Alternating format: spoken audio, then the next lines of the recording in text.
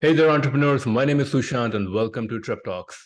This is the show where I interview successful e-commerce entrepreneurs, business executives, and thought leaders, and ask them questions about their business story, and also dive deep into some of the strategies and tactics that they have used to start and grow their businesses. And today, I'm really excited to welcome Olivier Momma to the show. Olivier is the founder and head of marketing at Ekster. Ekster is in the business of making people's daily life easier through intuitive everyday products that reflect the needs of a modern world. They started by reimagining the traditional wallet, making it easier to use and harder to lose. Now they are also reimagining other daily carry essentials, including bags, wallets, and key cases. And today I'm going to ask Olivier a few questions about his entrepreneurial journey and some of the strategies and tactics that he has used to start and grow his business. So Olivier, thank you so much for joining me today, TrepTalks. Really appreciate your time. Yeah, thanks for having me, Sushant. Appreciate it. So you have an interesting background. I was doing a little bit of a research and I saw that you came to the US to study on a Fulbright scholarship. And then that's where you kind of got the idea. So can you share, I mean, that's, first of all, that's quite impressive that you were on Fulbright. Excuse me. Can you share a little bit about your background and, how did you get the idea for this business? Yeah, for sure. So I studied in the US for a year on a Fulbright scholarship because I was quite young when I finished my high school. I was 17 years old, didn't really know what to do or where to study. I have an international background, so I moved around about every 5 years, from Japan to Milan to Barcelona to Hong Kong. So I knew I wanted to do something global, something that would involve different cultures and different countries. And so when I moved to the US, I fell in love with the business school that I was studying at and realized that business was something that I was very interested in. And after that, at this business school, actually, I met my future co-founder, Rick Skarnek. He was also a Dutch guy at that university. He was also doing a Fulbright scholarship, and he's one of the only Dutch people at this entire school. So we were instantly drawn to each other and became friends early on. After that, we both moved to Rotterdam and started studying there. And in my second year, I did an internship in Hong Kong for a commodity trading firm, which taught me that I never wanted to be in finance in the future. So I realized I wanted to do something for myself. And when I was living in Hong Kong, I noticed people were paying with their phones on QR codes at the market on the streets, which to me was completely new because in Holland, people are still using cash. In the US, people are still using checks. And I realized that Asia was 10 steps ahead when it came to payments. And so we started asking ourselves, why are people still using these old, ancient bifold wallets in the Western world while all of Asia is already paying with their phones? So we decided that we wanted to make the next generation wallet and started off with the first ever trackable wallet because we knew that based on our research, the number one issue with wallets was that people lose them all the time. And that's how this whole story began. So when you say trackable, is there some tracking device built into the wallet itself, or is it that it has some like little pouch there where people can put like, Apple Tag and or other tracking kind of devices? So when we started this, there was no such thing as an AirTag. And we did actually build the tracker into the wallet. So it was integrated. We very quickly realized after this Kickstarter campaign was a success that it would make more sense, more commercial sense for the business to split the two products up. So to start selling a tracker and a wallet separate from each other. But the tracker is built in a way so that it easily hides or slides into your wallet. So it's like a credit card sized tracker. And we had like a 5-year head start on Apple's AirTag with tracking devices. So we had a fair share of regular customers by the time the AirTag came out. And then the AirTag did come out, and we knew that we had to do something to change our business, and we decided to reach out to Apple to partner up. And did you partner up with them?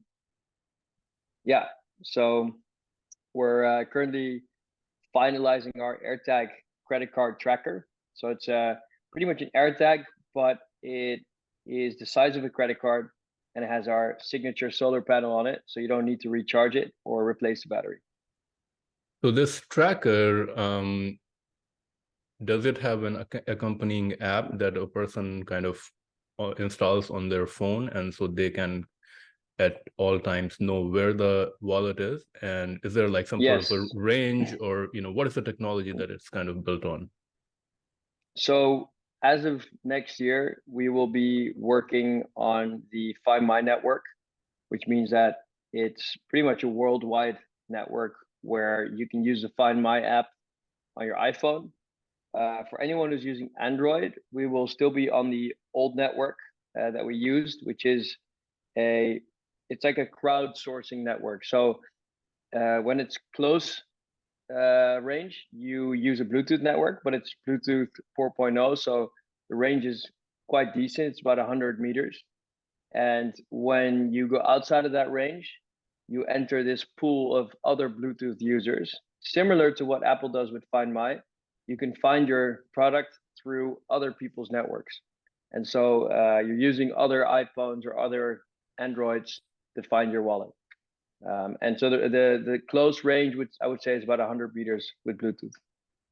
So that brings me to my next question. As an entrepreneur, when you're thinking about like different ideas to start a business, you said that you were kind of ahead of Apple in this tracking technology. So why not just go and commercialize this tracking technology and just use that as your business?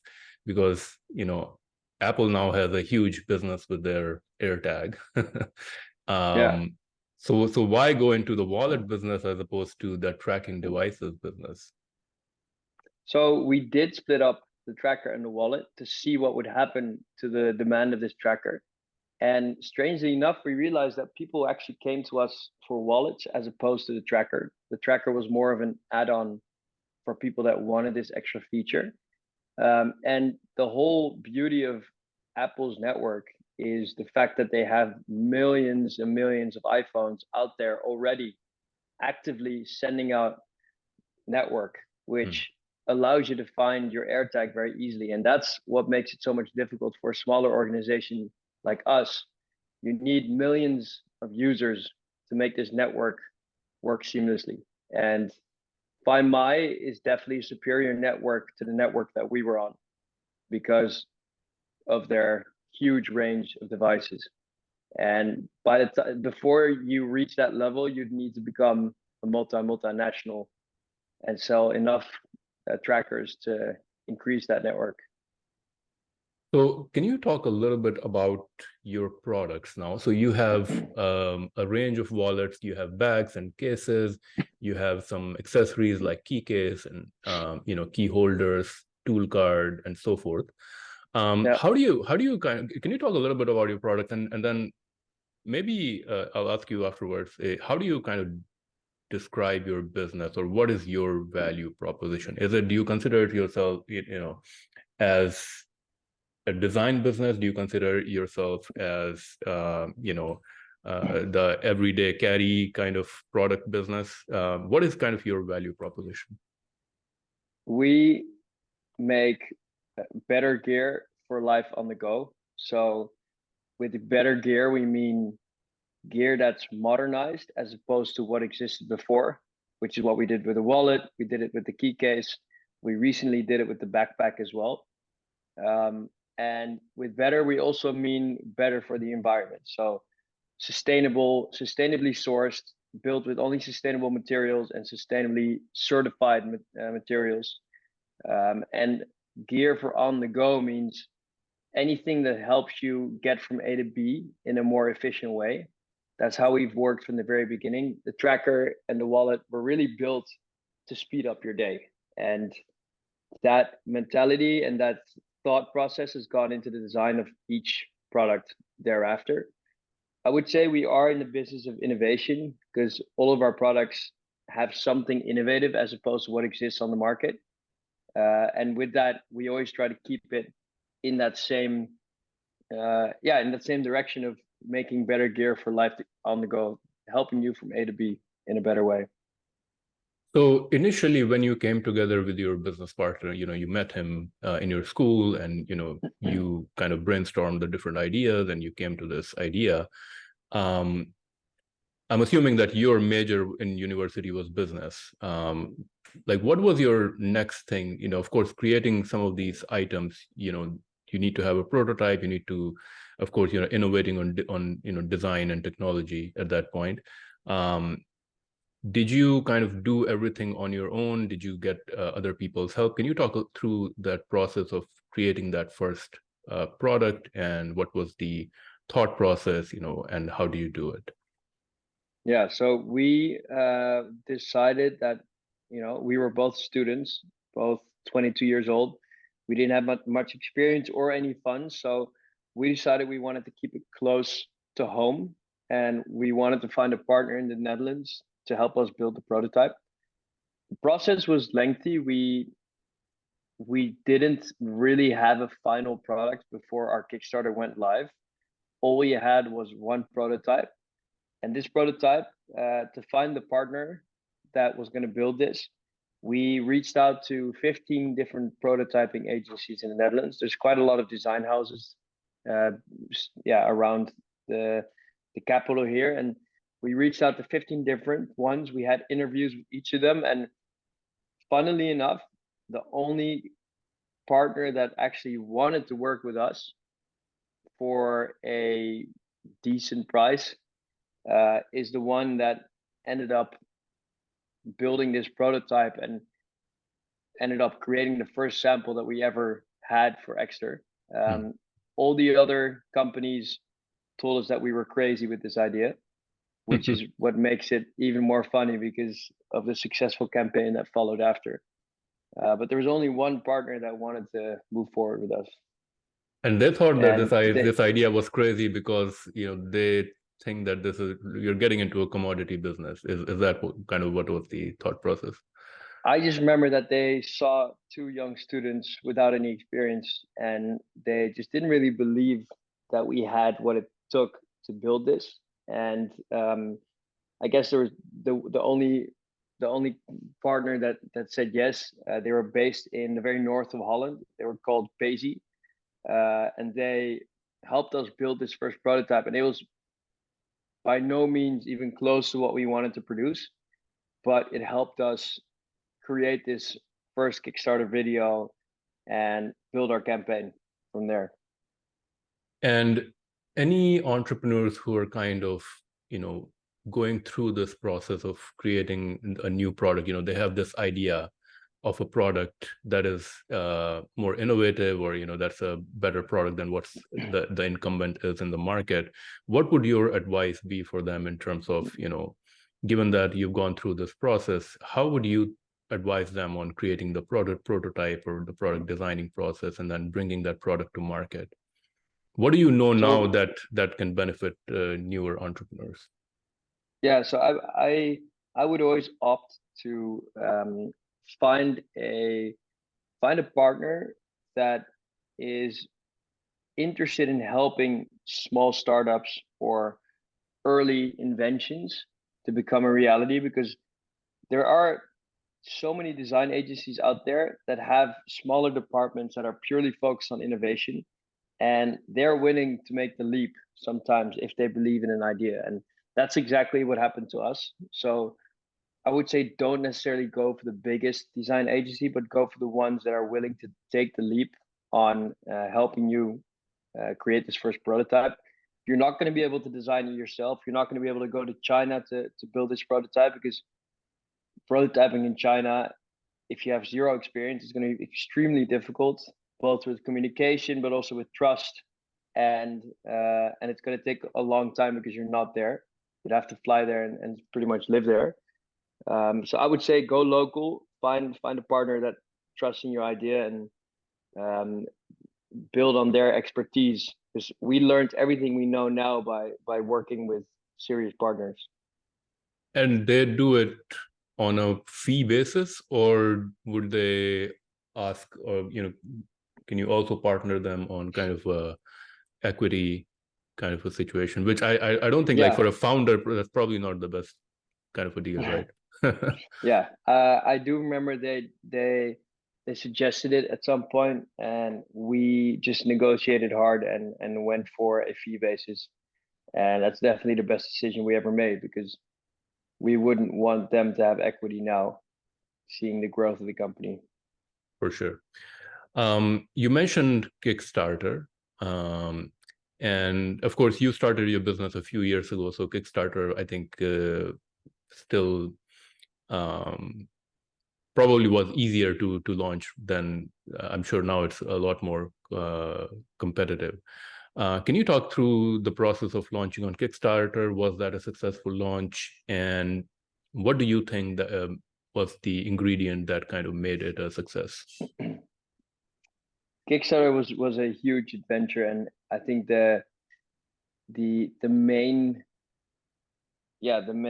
lesson that I learned from Kickstarter is that benchmarking other campaigns and other companies can get you a long way. We had no business experience. We didn't know how to build a campaign. We weren't graphic designers or videographers, but with our contacts, I, for example, reached out to my sister. She's in video editing, to help us create a video for the campaign. We looked at the top 20 best performing Kickstarter campaigns and dissected their campaigns from beginning to end to see which structure they used. We reached out to a lot of successful campaigns to ask them if they wanted to hop on a call for tips, which taught us so much about building. Like, they gave us like the main pitfalls of what to watch out for.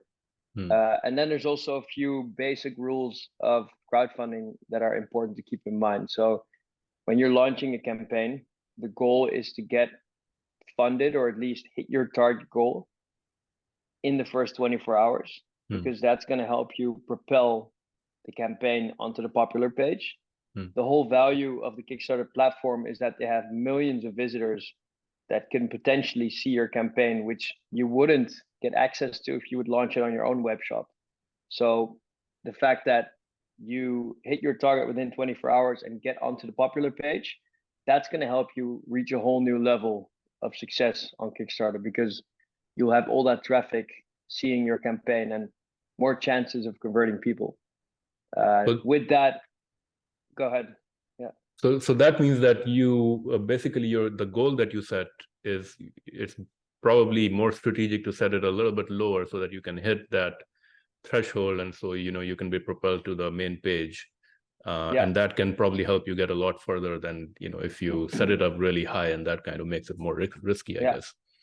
Exactly 100%. So that's something to keep in mind. With that, there's a bunch of rules that help work with the algorithm. You want to make sure that you get as much engagement on your campaign, so you can send out updates to your customers and ask them to leave comments for specific competitions or even feedback on the products. You are trying to get as much engagement with other campaigns as well, so you can reach out to other campaigns and do cross promotions in your updates, which allows you to get traffic from their campaigns to your page. There's smaller tricks like creating a super low AOV product that people can buy in order to get more orders. So the more orders, the more views, the more comments, the larger the chances of you getting high on the popular page. So you're trying to increase your engagement through different tricks and different strategies, which is the main point of getting on Kickstarter. After that, obviously, you can start getting traffic from outside of the platform through ads and PR and other channels. And did you do that? Did you also put some money towards your own marketing, towards driving your own traffic? And was that successful? Yeah, so about halfway through the campaign, we decided to turn on Facebook ads. We didn't have the budget before, and we also didn't have the money at that point, but we worked together with an agency that paid the budget, Facebook ad budget for us, and we would pay it back with interest. So as soon as we went live with these guys, we instantly felt new traction, and they actually tripled our campaign's top line revenue in the last quarter of the campaign. So it was quite insane. I think the last week of the campaign, the revenue, the overall funding tripled just because of Facebook ads. So that's not an extremely usual thing to happen, but if there's a good product market fit and if the ads work, then yeah, that's gonna help you really grow your campaign. And I think it's not necessary to do it from the very beginning. You can, but it's gonna cost you a lot of money because Kickstarter has really bad tracking when it comes to Facebook. But I would say at least halfway through the campaign, you start running ads. So, I mean, you did a lot of strategic thing, and that definitely helps. But I think the meat of any campaign or any business is, the product has to perform, or there has to be a product market fit, because, if a person comes on your page and they don't see any value in it, they wouldn't, they will just leave. What do you think resonated with the audience in terms of, the product, the prototype that you had created? Because now I think, would you say that in the market now you are still very differentiated? Because I think there's probably a lot other brands that are creating similar kind of products with similar kind of value propositions. So what was it at that point that kind of resonated with the market, and maybe then we can talk a little bit about competition? Yeah, for sure. So we were the first trackable wallet. There was a bunch of smaller brands that just like us, just starting out brands that tried it but didn't get enough funding or weren't able to deliver. So we were the first company that was successfully funded and delivered within 6 months. And that was the main unique proposition, is because there was no one else doing it. I would say the combination of the tracker and the easy access feature where you click the cards and they pop out, no one had that either. And it's actually been a few years with us being the only one in the market offering that. So that has helped us grow. And I guess it's when we survey our customers that we ask them, why did you buy our product? And the funny part is the majority, 70%, says they buy it for the design. So I guess the design itself was already unique value proposition. And now, I mean, few years down the road, what do you see in terms of competition? I mean, the big issue with products like this is, when I talk to other entrepreneurs, is that, people in China, they can easily duplicate and start selling it. and I think now probably there are other brands also which are, some are more focused towards wallets, some are more focused towards backpacks and so forth. Some are more towards, the everyday carry category. But I'm sure there's other products and brands out there that are doing similar things as your products. What do you think about competition now, and has it made it any difficult for you to kind of continue growing your business? I would say the Chinese copies, so like the blatant copycats, those don't really hurt the business that much because that's a totally different audience. When they do copy it, they sell it for $20, $10. That's never going to be our audience. So it doesn't hurt us as much. I would say the other competition around is the bigger wallet brands and the bigger EDC brands, like Belroy or Ridge. Those are the ones that do take up a huge chunk of the market. And those are the ones that we are competing against when it comes to bidding with ads or PR or anything that we do with marketing. The industry is still growing, so we are growing with the industry. I think the other bigger brands are also paving the way for us because they're creating a category that people are interested in, and we're able to target that category. But it is becoming increasingly difficult to grow simply because paid advertising is becoming more expensive, and CPMs are increasing, and you need to keep building top of funnel ads and marketing to be able to fill that lake and make sure there's enough customers out there that are interested in your brand. So it's definitely a battle, but we're still able to grow. I definitely want to talk more about marketing, but before I go that, you mentioned a little bit about your audience. You are kind of catering to a little bit more of the high-end kind of customer, not going for the the value person who's looking for a value wallet. Can you talk a little bit about your audience, your market? I mean, you're obviously based out of Europe, but which are your biggest markets, and who's kind of your ideal customer? Yeah, so our audience is mostly males in North America. I would say the majority in the US. Generally tech savvy, young working professionals. We have quite a generic target market, which is great because the bigger the target market, the more potential for growth in customers. We mainly target males, and when we do have females buying the product, it's usually as a gift for males, for their boyfriends or husbands or fathers. And I wouldn't say that we're in a super premium audience. We definitely have people that like premium products in our target market, but we also have people that just love their everyday carry stuff. And our pricing is not that premium. Most of our wallets are under $100, and we just have that premium quality. So the look and the design is premium. Pricing, if you compare it to our competitors, we definitely sell for cheaper than they do.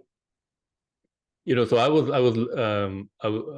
been looking at your products on your website, and I noticed that yes, it is a very male. The products are everything looks very male centric. Why exclude the female market? Do you have any plans of including like more pink wallets or more colorful designs in the future, because you're kind of almost letting go half of the population? Yeah, so we have tried pink, we've tried white, we've tried every single female color out there, whether you want to call it female or unisex. We still sell them, so they're still on the product pages of our best-selling products. Okay. However, we just noticed that there's way less demand for it because I guess our content and our brand and our way of marketing is very male focused. So that just attracts less females, and female target audiences on Facebook don't work as well for us. So we like to keep our options open, and we do have those colors available for the females. But if we would pivot our entire brand, or if we would go like 50-50, then you're also going to lose a large chunk of people that follow us for the brand. You need to stay true to your identity, and you can't cater to everyone out there. So I'd prefer to be the brand that we are, and then also have female colors available for those that want it, rather than splitting up the brand in two and changing the messaging. No, I think that makes a lot of sense. And your biggest market, I'm assuming North America, Europe. Are you also selling in Australia? We are, yes, we are selling in Australia. It is difficult because we don't have a warehouse there, so it takes a while to ship, and often they have to pay duties. But we do sell there. How big is your team right now? How quickly have you grown in the last few years? So the team, I think 3 years ago we had about 15 people in the team, and today our team marks 50 people. Wow! So the team is quite substantial right now. Wow, that's big. Huge. That's huge. And everybody is located in the Europe. Can you share a little bit about how your team is distributed? What what is the biggest department in your team? So the majority of our team is located in Amsterdam. That's where our headquarters are. That's where I'm calling from now. We have 50 people in total, of which I would say 30 people are based in the Netherlands, and the rest are based in different countries worldwide, because we have a remote first way of working. And we fly in everyone every quarter for on-site events to kind of connect face to face, but we don't necessarily need anyone to be in the US or need anyone to be in the Netherlands specifically, because everything seems to work very well online. That's awesome. That's great to hear. A big focus on your website and your brand is around sustainability. Can you talk a little bit about what the thought process was around focusing sustainability? Of course, sustainable business practices are becoming more and more important for the consumer now, and the consumer, I think, is supporting more sustainable brands.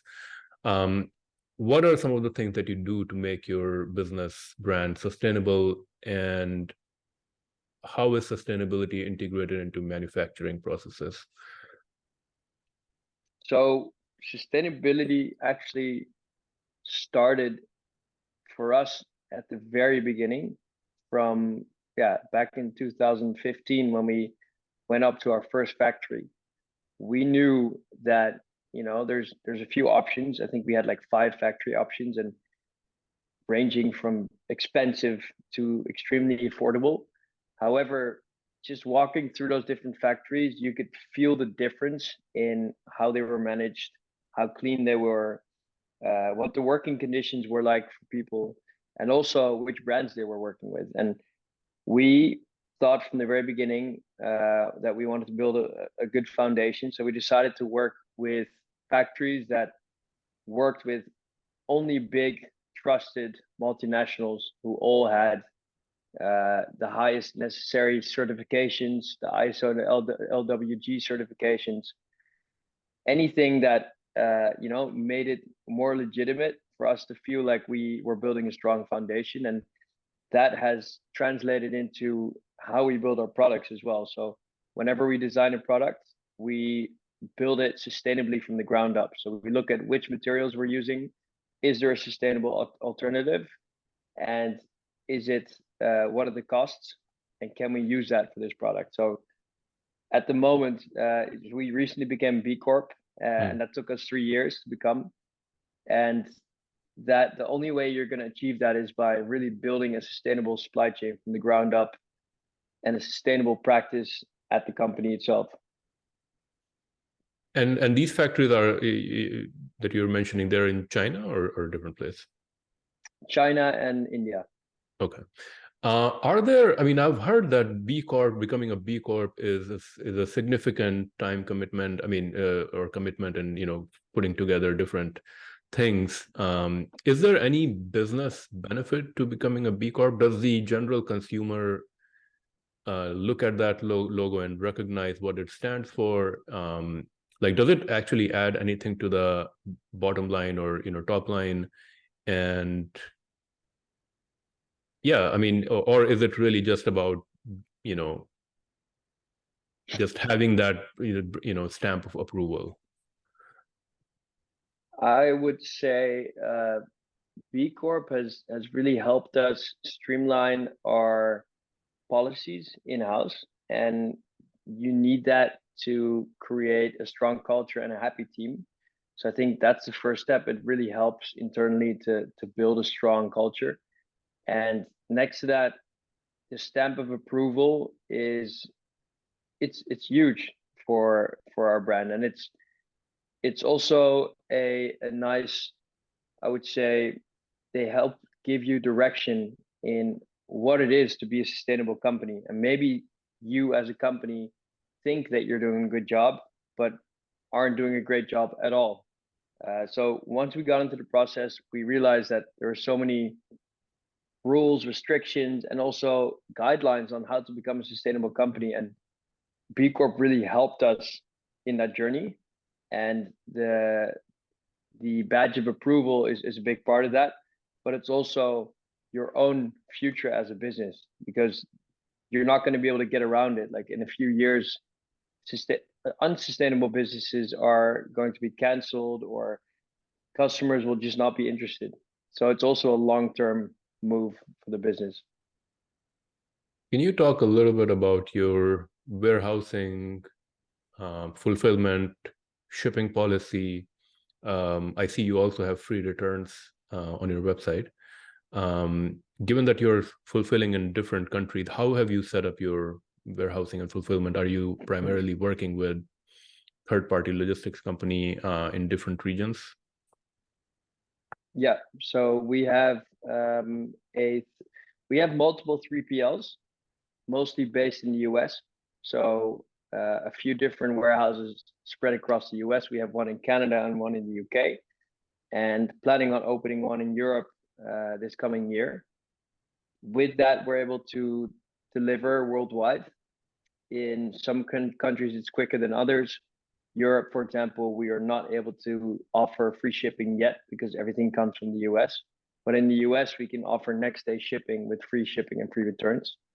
So it's been a step-by-step process. We used to have multiple warehouses all over the place. So we had Asia, we had Europe, but we were just too small to manage that and to take care of the stock splits between countries.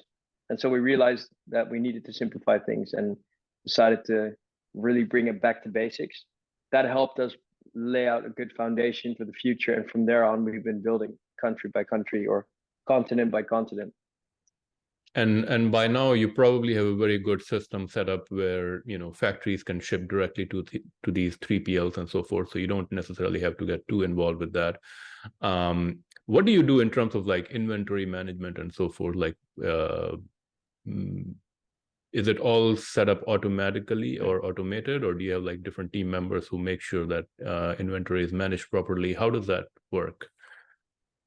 That was one of our biggest pain points in the early years, and in the past 2-3 years, that's probably been the least stressful part of the business, because it's been going really well. We have always been in stock and have stocked up on time. We have enough people in the team to manage that. We implemented an ERP system, which is called fulfill.io. It's a great platform, and it integrates with your Shopify and with your fulfillment partner, and it allows you to forecast seamlessly for each SKU. And we no longer have those issues that we had in the early years because of this ERP. Can you talk about your marketing and how has it evolved over the last, since you've launched? I mean, you did mention paid advertising as being important for your business. Is that kind of the primary driver still as new customer acquisition? And are you working with channel partners, influencers on new customer acquisition? And then what do you do when you have the customer? Like, how do you kind of keep them coming back for more? Yeah, so I would say when we were doing 1 to 10 million, we focused mainly on PR, influencers, crowdfunding, email marketing, and a little bit of performance marketing. But once we hit that 10 million, we truly realized how important performance marketing was and how much of a game changer it could have been for us. And we realized we should have started way earlier. So over the past 3 years, performance has helped us double growth, and it's been the main investment by far. So I would say the largest part of our team is focused on performance marketing. We are doing every single social channel out there, so ranging from Meta to Pinterest to TikTok to Reddit to Source Knowledge and even Taboola and Outbrain and all those types of performance channels that are potentially going to bring us more customers, we are active on. With that comes a huge creative team that constantly creates new iterations on possible winning creatives to be able to find new customers and prospect potential customers in different areas. And with that, we try to get as many people into our funnel, get them to our website to either purchase something or sign up for email. And we have a huge retention flow after that to try to convert these people once they get to the website. So there's so many more channels to it. It's probably quite extensive story, but this is the gist of it. It's mostly performance marketing for us. Okay. And you don't do any sort of like affiliate or influencer or any like third party kind of channels? We do, and they're all supporting channels. So affiliate, I would say, is maybe 10% of the revenue. Same for partnerships with creators. So we do work with big YouTubers, Instagram creators, TikTok creators. But I think, they're supporting channels and they help people get people into our funnel. But in the end, performance is really what brings it home for us. So you are two co-founders, and of course, both of you were Fulbright scholars, so that kind of signifies both of you are pretty smart. Can you share a little bit about what you are, what are you responsible for? Of course, I think you're the chief marketing officer.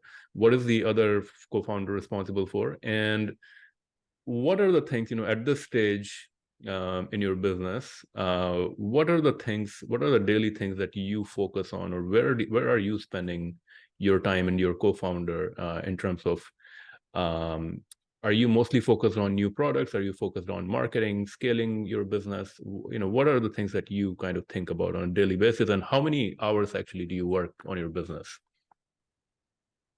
So there's actually three co-founders. The third guy, Richard, he is more in charge of IT and the website. Okay. My other co-founder, also Fulbright scholar, Rick, he is head of product, and I'm currently the creative director. And then we have a managing director, which is Tom, who later joined the company, but also is a partner of ours. So he also has equity in the company. Okay. We from the very beginning, we had a very even split, very fair, like natural split in what each of us wanted to do. Richard had experience in coding, building websites, and IT, so he was always going to be responsible for that. I, from the very beginning, was involved in the marketing of the brand and how the brand was perceived by customers. So naturally, I took the marketing role on my plate.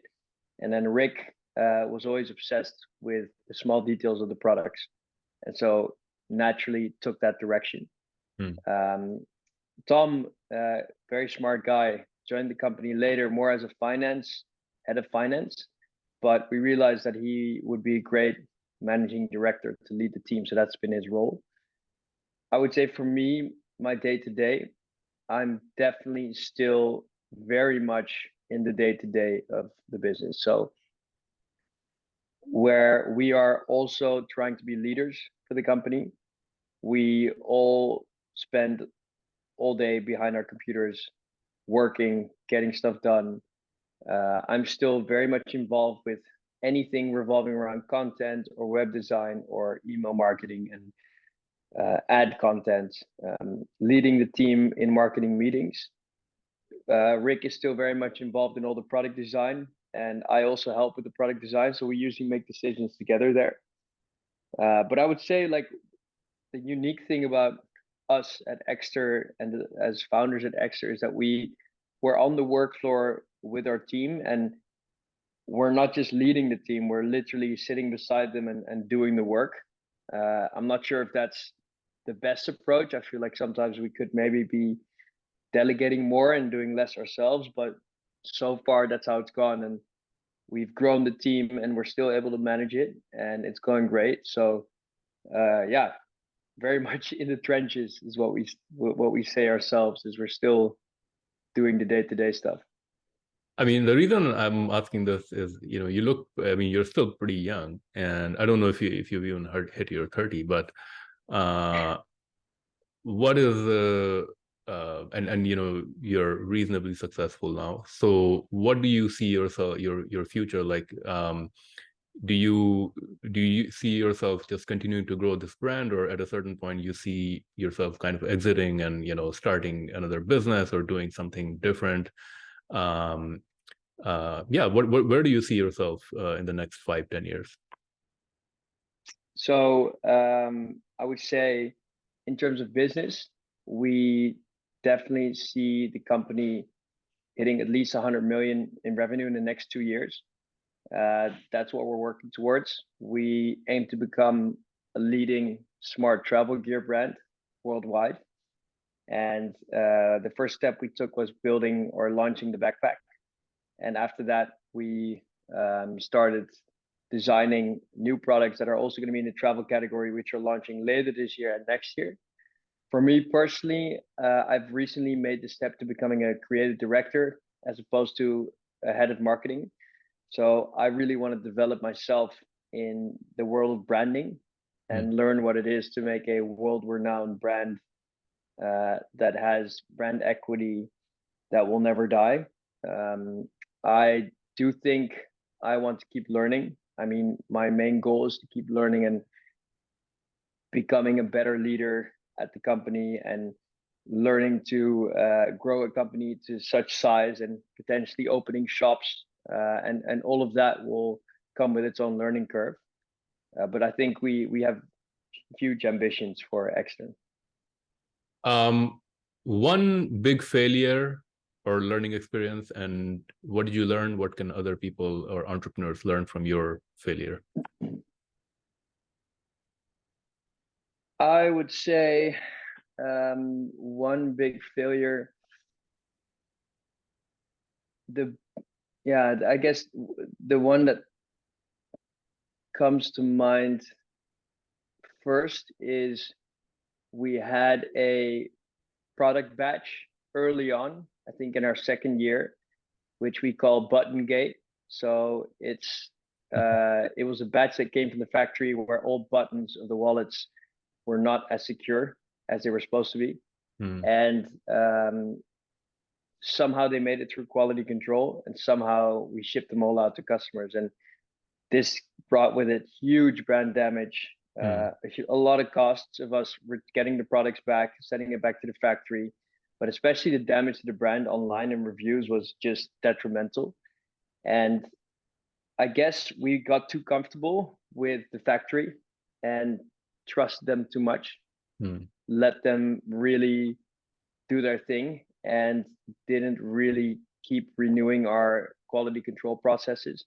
So the main lesson we learned there is never get too comfortable with your partners, and always keep them sharp and make sure that processes are refreshed and realigned, and that you're on top of quality control.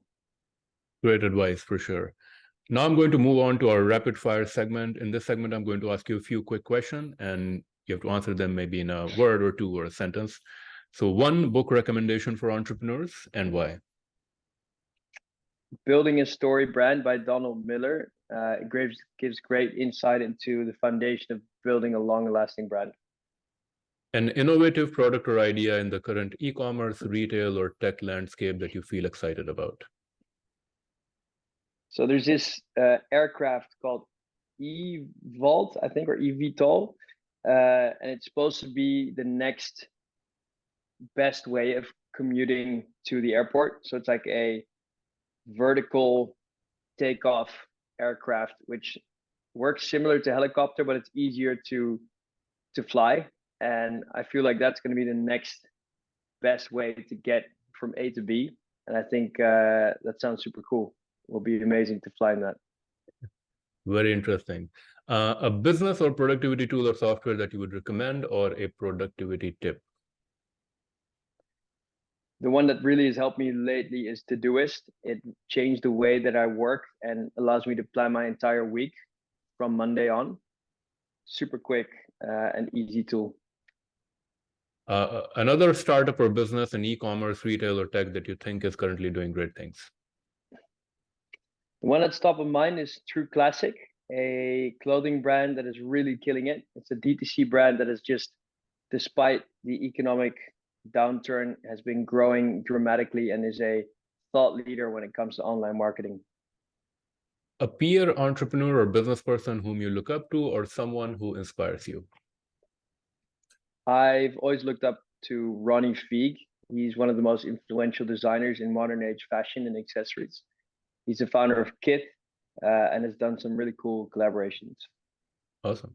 Final question. One business advice for entrepreneur, what is the best business advice that you have ever received or you would give to other entrepreneurs? Business advice in general, I would say benchmark. Like the thing that will always stick with me is how we had no experience and benchmarked the best campaigns out there, and we're able to build a successful company out of it.